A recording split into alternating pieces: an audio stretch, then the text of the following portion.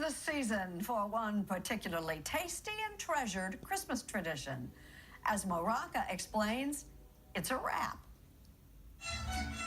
The holidays are a time for wrapping presents, wrapping houses in Christmas lights. And for the Ruizes of Austin, Texas, like so many Mexican-American families at Christmas time, wrapping tamales. For the past 46 years, without fail, the family has gathered to wrap pork or beans in the corn flour dough known as masa. It's chili time! This year, I just happened to be in the neighborhood. I hope there's a lot of food because I'm moving in. Okay. A tamale-making party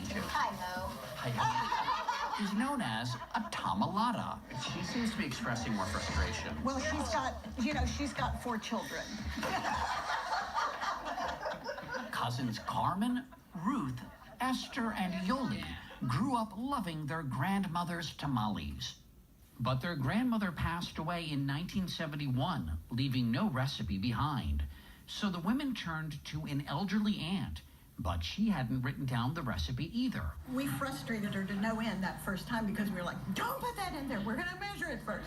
Yeah, everything she did, we measured. And that's how we came up with the recipe. 3 generations of sisters, nieces, mothers, and daughters travel from all over the country for the 2-day reunion. Everything gets talked about. We gossip a lot when we're together. Birth announcement. Birth announcement. Guess who's engaged? Yeah, who's gotten divorced. You don't really know about it until you get here and it's, oh, by the way. It might sound fun, and it is, but there are rules. Wow, the bylaws. The bylaws. All written down. This is kind of like the Tamalada Talmud. All members must attend both days. Yes. Reminder, if you invite your guest to sit at the table, give up your chair and you can sit behind her. There's a pecking order, too. Seniority determines how many tamales members can take home. We've kind of adjusted a lot of our rules. I know they seemed kind of silly and kind of harsh to some of the younger But you know what? You don't learn unless you commit. Okay, so what is my task here? Just spread. Oh, it's just like spackling.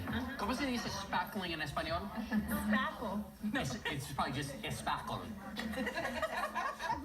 Tamales originated in Mesoamerica, what is modern-day Mexico and Central America, over 7,000 years ago.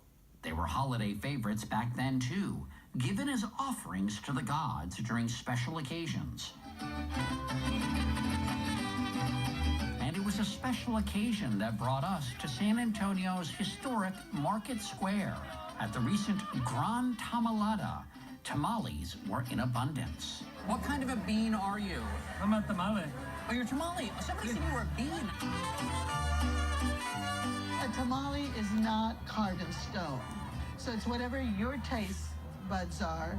Hey, let's try this one or let's try that one. Professor Ellen Riojas Clark is an expert on tamales. She says tamales were the first grab-and-go meal. You don't need a fork, you don't need a spoon, you don't need anything except your hands. Hold the tamale, push it up, and you eat it. And so, yes, it's the first portable food that the hunters would take on their trips. This year, the Ruiz family made 300 dozen tamales. Yes, those are tamales. They'll enjoy them through the year. But it's the tradition of making them together at Christmas time that fills the tamalada with meaning. Family traditions tend to die off when the head of the family is gone and children live in separate towns and, they don't have a reason to get together. And this was sort of our reason to get together.